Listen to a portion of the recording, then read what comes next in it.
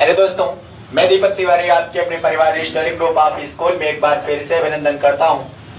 Class 9th के students, हम आपको बताना चाहेंगे आज के इस वीडियो लेक्चर में आपको हम बताएंगे Newton's law of motion. Okay दोस्तों, टॉपिक को देखकर बहुत अच्छे से समझ लीजिएगा न्यूटन कौन थे और इनके लॉ ऑफ मोशन किस टॉपिक पर थे, इस चीज से मैं आपको अवगत कराऊंगा। ओके दोस्तों, टॉपिक की शुरुआत करते हैं। आइए न्यूटन की टॉपिक पर कुछ डिस्कस करते हैं। देखिए दोस्तों, न्यूटन की जो टॉपिक बताई जाती है, सबसे पहले न्यूटन ने इन सभी रूलों को 1686 में बताया था और 1686 में सर आइजैक न्यूटन, न्यूटन का पूरा नाम था sir Isaac Newton. Sir Isaac Newton ने 1686 में बताया कि एक बुक प्रिंसिपिया की बनी थी जिससे उन्होंने 3 रूल को लिया। तो जिस रूल को हम आप लोग कहते हैं क्या, न्यूटन्स लॉ कहते हैं। ओके दोस्तों, तो उन्होंने 3 लॉ कौन कौन सा दिया था।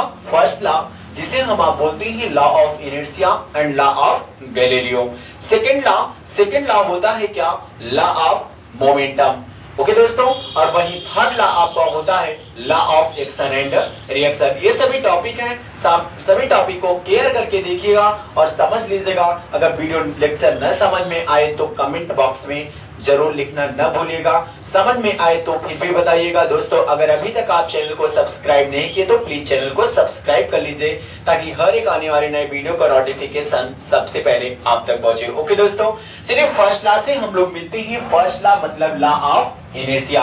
लॉ ऑफ इनर्शिया कहने का मतलब जड़त्व का नियम, इसे हम आप कहते हैं क्या, गैलीलियो का नियम भी कहते हैं। ओके दोस्तों, केयर करो, if any object is in resting state, अगर मान लो कोई भी ऑब्जेक्ट है, अगर वह रेस्ट के स्टेट में है, विराम की अवस्था में है, it will be remain rest, it will be remain it rest until, तो वह किस में रहेगा पता है, रेस्ट में ही रहेगा, विराम में रहेगा।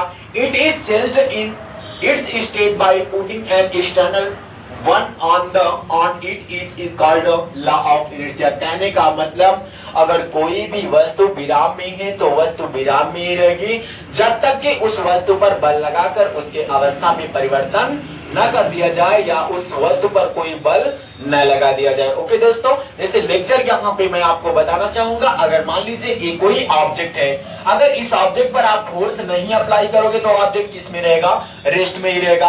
अब रेस्ट में रहने का मतलब यह ऑब्जेक्ट यहाँ यही रुकी है, तो यह क्या है जानते हैं, लॉ ऑफ इनर्शिया है, या इसे क्या कहते हैं, जड़त्व भी कहते हैं। ओके दोस्तों, एग्जांपल देखिए, जैसे मान लीजिए अगर रुकी बस है, अगर रुकी हुई बस के अचानक चल जाने पर तो बस में जो बैठे यात्री होंगे कहां की तरफ झुकेंगे पता है, पीछे की तरफ झुक जाएंगे। जैसे देख लीजिए, when the stopped bus suddenly stop the passenger sitting in the bus bends backward. कहने का मतलब खड़ी बस के अचानक चल जाने पर, रुकी बस के अचानक चल जाने पर बस में बैठा यात्री पीछे की तरफ झुक जाता है। ओके दोस्तों, ये आपके क्या थी, Newton first law of the motion थे। टिक के साथ बताऊंगा, पहले सभी न्यूटन्स लॉ ऑफ मोशन को आप आराम से देख लीजिए क्या न्यूटन्स लॉ ऑफ मोशन है। आइए अब सेकेंड लॉ पर हम लोग बढ़ते हैं। Second law is also known as law of momentum, इसे संवेग का नियम कहते हैं। संवेग का नियम क्या होता है गाइस, क्लियर करिएगा। The momentum change rest is proportional to the applied force. कहने का मतलब जो संवेग होता है वह किसके प्रोपोर्शनल होता है, वह बल के क्या होता है, समानुपाती होता है। एंड डायरेक्शन ऑफ मोमेंटम, और किसके पता है, जो संवेग की दिशा होती is the same direction in which the force is applied, वह उसी दिशा में होती जिस दिशा में वह क्या अप्लाई किया गया होता है, बल लगाया गया होता है, जिस दिशा में वह बल लगा। जैसे मान लीजिए, यह कहने का मतलब अगर कोई ऑब्जेक्ट है, इस ऑब्जेक्ट पर फोर्स अप्लाई करते हैं तो ऑब्जेक्ट का मोमेंटम किस साइड होगा, इस साइड होगा। यह डिफिनेशन इस तरीके से बता रहा है। तो यहां से Newton second law gives the expression of the force. जो न्यूटन सेकेंड लॉ है किसका एक्सप्रेशन देता है पता है, फोर्स। फोर्स क्या होता है मैंने बताया था, force is external force, matter of state is change and tie to matter of state is change is called force. या सेकंड डिफिनेशन क्या होगी, एनी ऑब्जेक्ट पुश और पुल इज कॉल्ड फोर्स। वही थर्ड डिफिनेशन मैंने आपको बताया था क्या, the rate of change of momentum is called force. Okay दोस्तों, टॉपिक की शुरुआत करते हैं। चलिए यहाँ एग्जांपल मैं आपको बताऊंगा।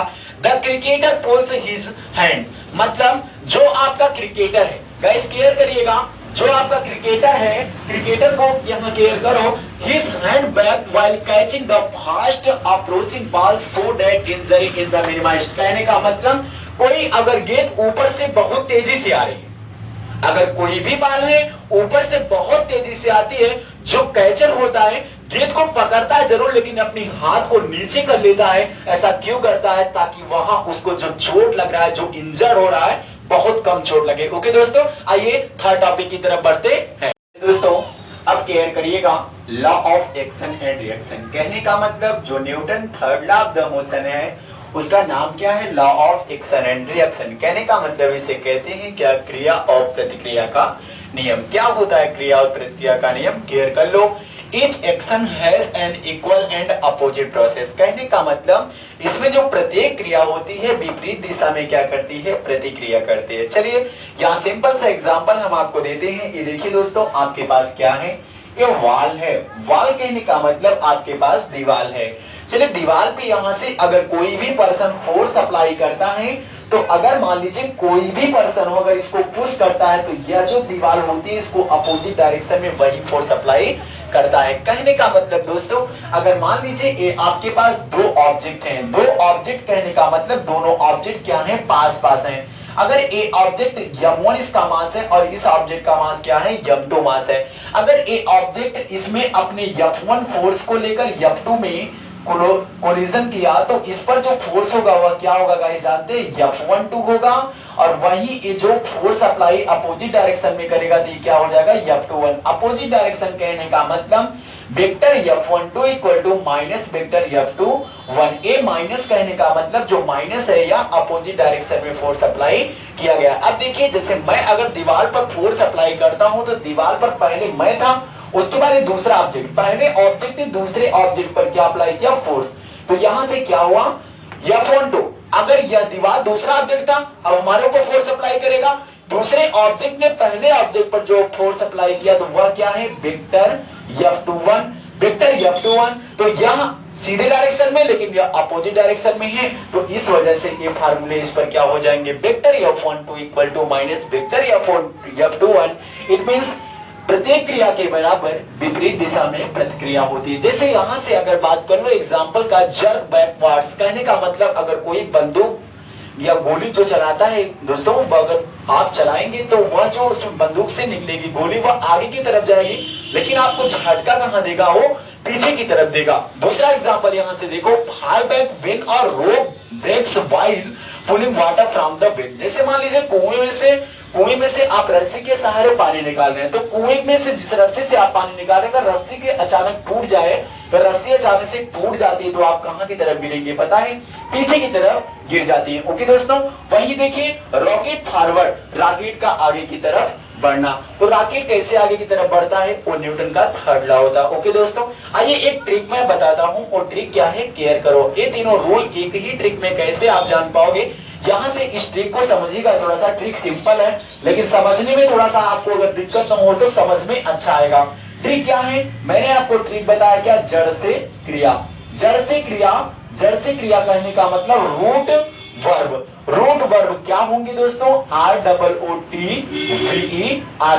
इसको इंग्लिश में कहते हैं रूट वर्ब, और हिंदी में क्या कहते हैं? जड़ से क्रिया। चलिए दोस्तों, जड़ से क्रिया कैसे?